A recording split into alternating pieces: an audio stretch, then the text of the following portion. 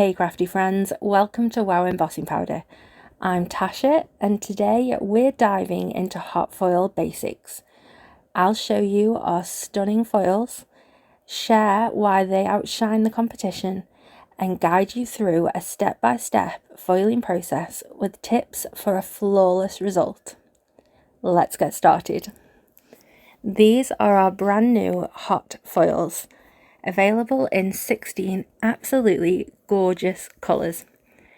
They're vibrant, high shine, and designed to give you that perfect professional finish every time. Let's take a closer look at each one on my swatch ring, and I'll have the colour name up on screen. Now would be a great time to drop which colour is your favourite in the comments below.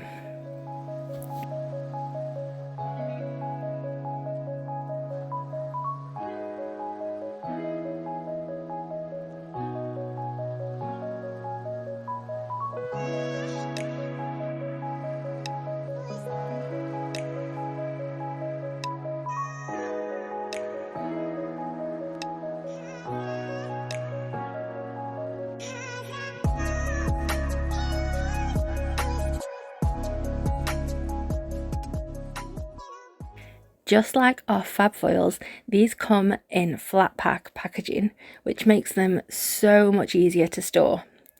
Now, while you can open them using the resealable flap at the bottom, personally, I much prefer to snip a little slit in the top instead. That way you can slide the foil in and out with ease, keep the hook intact for hanging, and avoid snagging your foil on that messy sticky bit at the bottom. Let's take a closer look at the foil itself. Those folded edges from the packaging, they'll flatten right out and they're not going to affect your results at all. And you get so much foil in each pack. Now, they measure 16 centimetres wide by 5 metres long, or 6.3 inches by over 16 feet. That is fantastic value and plenty to keep you foiling. One thing we were really intentional about when designing these hot foils was the width. At 16 centimetres, they're wide enough to foil across the long edge of a US A2 panel and a UK A6 panel, with some space to spare. Now, if we compare that to another popular brand of hot foil on the market, you'll notice that this one is quite a bit narrower. That often means that you have to rotate your card panel to fit it portrait style, using more foil than you need just to cover the same space. With WOW hot foils, you can foil the panel in landscape, saving time and foil. It's a small design choice that makes a really big difference, and I think it really sets ours apart. When I first got my foils, I was curious just how many panels you can get out of our hot foil packets, and you'd be surprised to know it's a staggering 44 US A2 or UK A6 panels, with extra left over for sentiments and border designs. That's a lot of foil. Okay, let's talk about the foiling process itself. Now, I like to cut my foil with a sharp blade directly on my self-healing craft mat. It's quick and precise. You can also use a rotary cutter or some long-bladed sharp scissors, whatever you're personally more comfortable with. For this demo, I'm going to start using a hot foil plate that I've had in my stash for ages.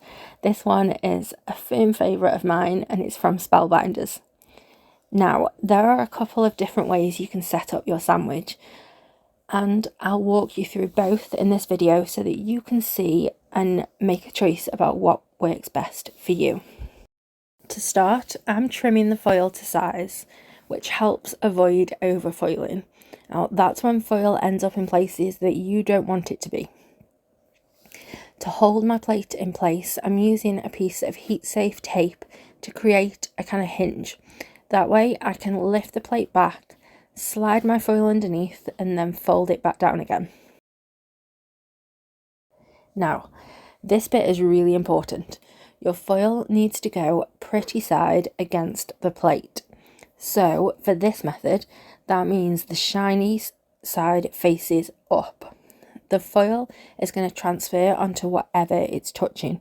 So if that pretty side ends up against your cardstock, it's going to foil your plate instead. Oh, and I will actually show you what that looks like in just a few moments.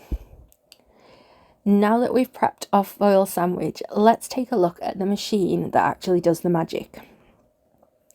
There are a few different options out there, but I'm using the Spellbinders Glimmer Hot Foil system. It works brilliantly for me. So, to get started, just flip the switch at the back to turn it on, and you're going to see that first light come on. That tells you that the machine is powering up. From this point, it is heating. So yeah, it gets really hot, so please be careful. Once it's reached the right temperature, the second light will switch on to let you know that it's ready. Now, here's a key step. You must place your sandwich with the foil plate side down, directly onto that heated platform. It's not going to foil correctly if it's the wrong way round. Then layer the spacer plate and the top plate over the top. If you've got your sandwich set up right, those plates should be sitting directly on top of your cardstock. So while that machine's heating, let's take a quick look at some of the hot foil plates that I have in my stash, just to show you the kind of range that's available. You can find everything from full background plates to gorgeous images to sentiments in a bold, chunky style, or even delicate scripty fonts. There are also solid plates, which we're going to be talking about a little bit later on. Now, circling back, remember when I said that your foil needs to go pretty side against the plate? Well, if you accidentally put it the wrong way round, you end up with a beautifully foiled foil plate. Oh, it's a bit of a waste of foil, but it's not going to harm your plate at all. It'll still work the same, and honestly, it really does look quite lovely. One of the things that I love about the Glimmer machine is this handy little pickup tool that it comes with. Trust me, you want to use this. Those plates get scorching hot. Do not try to lift them with your fingers. You have been warned. And finally, you're going to need a die cutting machine to complete the process. That's what provides the pressure needed to bond the foil to your cardstock. I'm using a Spellbinders Platinum 6, but be sure to check your own hot foil machine's instructions to see which die cutting machines are compatible. Okay, our machine has had plenty of time to heat up, and now we're ready for the next step. You'll know when it's time because the middle light turns green, and that's your signal to go. If you haven't already added your sandwich and the top plates, now is the moment to do that. And once everything's in place, press the white button that's next to the lights. This is going to start a timer, and you'll see the third light begin to flash green. I'm leaving this all in real time for now so that you can see just how long it actually takes. And once that light goes solid green, your platform is good to go. Now, when you remove the platform, make sure to pull it straight out. Don't lift it or tip it because you could break the connectors. Just slide it. And the underside is hot, so keep your hands firmly on the handle or the edges. The longer you run your machine, the hotter that base is going to get, so please do take care. Foiling machines and accessories definitely get hot enough to burn. Next, I'm heading over to my Platinum 6. There's no need for any extra shims or pressure adjustments, just roll the whole sandwich through.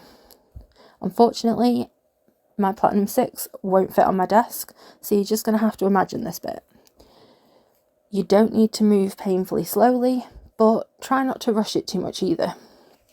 And importantly, don't roll it back through. Doing that can shift your plate and cause a second unwanted impression. So once that's done, dock your platform back onto the base so that it can begin reheating whilst we do the reveal. you might notice a little foiling transferred to the spacer plate. This happens if your design hangs over the edge of the cardstock, but honestly, it just adds to the foily chaos on mine, and I kind of love it.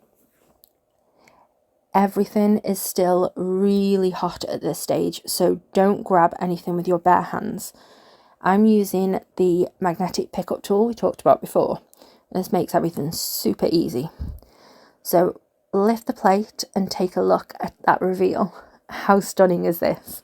So this is our rose gold hot foil, and oh, it just came out absolutely gorgeous. Now we've got all that leftover foil on the carrier sheet, and we're not wasting that. To make use of it, you're going to need a solid foil plate. The one that I'm using today is from Catherine Pooler, but there are plenty of brands with their own versions, and Spellbinders even do like shaped solid plates, which are really fun. Just a quick tip here, these solid plates can be really thick, so when I run them through my die cutting machine, I always tilt it slightly on my platform, and that's going to take the pressure more gently and helps to protect your machine over time. Now we're going to use the second method for building our sandwich now. The metal plate's already on the platform, so next we place the foil, pretty side down, facing the plate. Then add your cardstock on top, followed by your 2 top plates. Because solid plates are larger and take a bit more heat to work well, I like to set the timer twice. So once that light has gone solid, just undock the platform and pop it straight back in. That's going to allow us to reset the timer for another full cycle and give us that extra heat. Don't worry, you don't have to foil the excess straight away like I did here. You can absolutely pop it back into the original foil packaging. You could tuck it into your foil plate storage, or you can set aside a specific space to keep all of your leftover sheets ready for the next time. Whilst that's warming, I'm taking the opportunity to cut some more foil for my next project, because once you get going with this technique, trust me, you're not going to want to stop.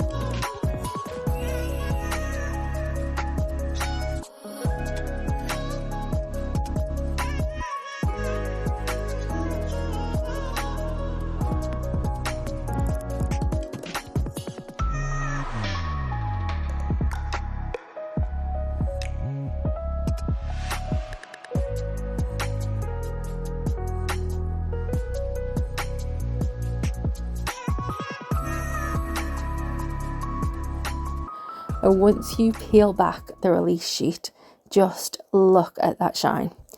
The foil has transferred beautifully, and if you take a peek at the carrier sheet, you'll see it's completely clear. That means every bit of that gorgeous foil has transferred perfectly. With just that one extra step, you've not only reduced waste, but also doubled your productivity. 2 stunning pieces from one piece of foil.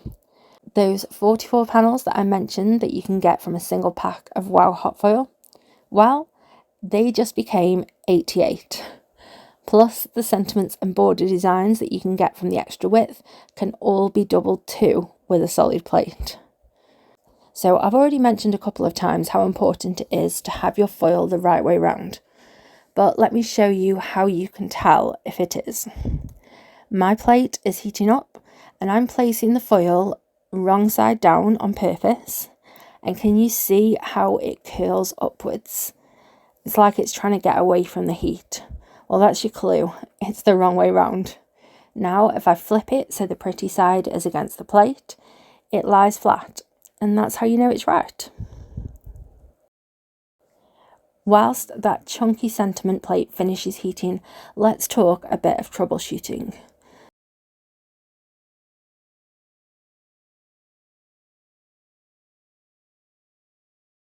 So take a look at this piece of foil. It's got the impression of that big flower plate, but none of the foil transferred. So this tells us that pressure is not the issue here. The plate clearly pressed down hard enough. What's gone wrong here is temperature. The plate just was not hot enough to bond the foil to the cardstock. When I first started making samples for our hot foil release, I ran into this issue with different plates and foils. I quickly realised that my glimmer machine had given up the ghost. It just was not reaching the right temperature anymore. So I bought myself a new one. So I held on to this failed attempt just to use as an example, because I know how frustrating it can be when things don't go to plan. If your foiling comes out looking like this, it's a temperature thing. Now, I'm not going to show every single run through the machine at normal speed, because we would be here all day. But just know I am following exactly the same steps as before. I'm waiting for the timer light to go solid and then feeding it through my Platinum 6 at the same speed. I've just trimmed all of that part from the footage. So let's peel back this gorgeous spectrum foil. And honestly, every single time I am in awe. That rainbow shine as the light catches, oh, stunning. Now, I didn't take this plate down. Mistakenly, I thought that it was large enough to hold steady on its own, but I have got a bit of overfoiling around the letters, so clearly it shifted slightly at some point. It's not too much of a problem though. I'm just going to fussy cut around the sentiment anyway, and that will clean that up. But if you see this type of marking on your foil projects, just know that that's what's happened. Now I'm going to set aside the reverse piece and we'll get to all of those left over later in today's session. So far I've been using our Superior Smooth cardstock because it's absolutely ideal for hot foiling. It's super smooth, affordable, and gives flawless results every single time. But foiling isn't just for white cardstock. You can foil onto loads of different surfaces. And for this next background, I'm using some glossy black cardstock and that same stunning spectrum foil. Now, I'm not changing anything about the process, just changing the cardstock. Skipping ahead to the reveal, I had to pick my jaw up off the floor. This is beyond beautiful. And you know me, I'm not wasting that leftover foil either. We're going to be using that in just a bit. Now, I showed you that large flower earlier as a failed attempt, but now let's take a look at how it should come out. It is absolutely gorgeous in our light copper foil, and because I've got those matching layering colouring stencils too, I'm going to be inking this one up very soon. Alright, so we've done some solid foiling, large images and some chunky sentiments, but now it's time to try some of those really thin scripty sentiments. These are definitely small enough to shift around, so I'm not taking any chances this time. I'm recreating that same hinge method we used in our very first sample, so I can slide the foil underneath and fold the plate back down. It's going to hold it in place. Now, even though these plates are tiny and delicate, you're still going to need to leave them on the heat for the full timer cycle to get the best results. Now, I deliberately left a fair bit of foil outside of the area covered by the plates, and you're going to notice that I've got a bit of overfoiling here and there. Okay, but this kind of overfoiling, unlike the earlier one that I showed you, this hasn't bonded to the cardstock. It's just kind of sitting on the surface. So to clean it up, I'm grabbing a regular rubber or an eraser for our crafty friends across the pond, and I'm simply buffing away the unwanted foil. Just like that, it's like it was never there.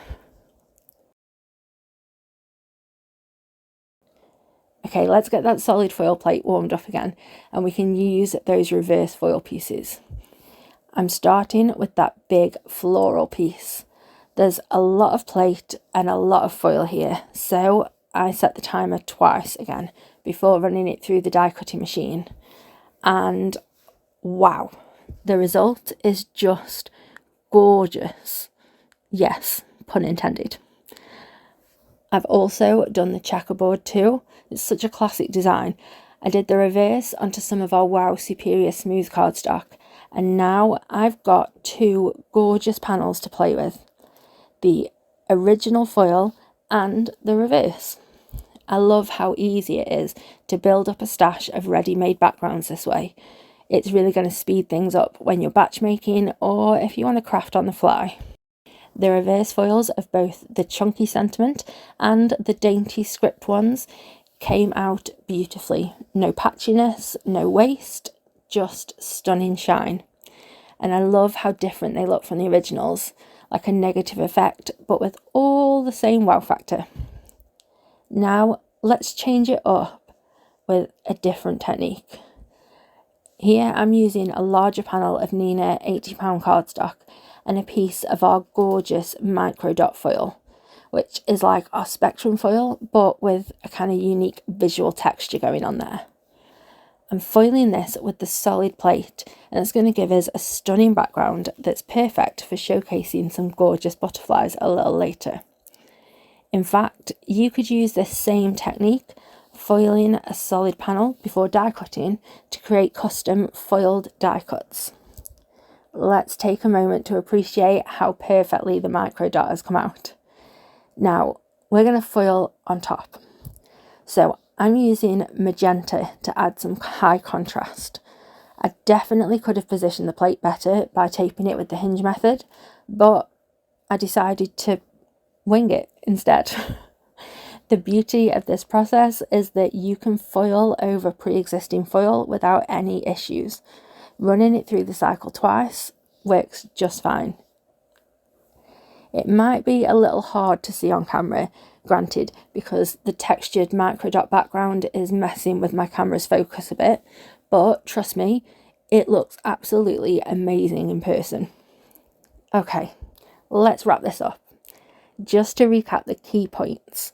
Our new hot foil is professional grade, giving you amazing results without breaking the bank. Each roll yields an impressive 44 US A2 or UK A6 panels with extra width that's perfect for sentiments and border designs. And when you use a solid plate to capture the reverse, that number jumps to 88 panels, plus all the reverse sentiments and images. Available in 16 beautiful colours, this new range is bound to become a firm favourite. Now, if you've got any questions or you need more tips, drop them in the comments below. We'd love to hear from you. And if you enjoyed this video, please give it a like, subscribe for more crafty inspiration, and share it with your creative friends. Thanks so much for watching, and we'll see you in the next one. Bye!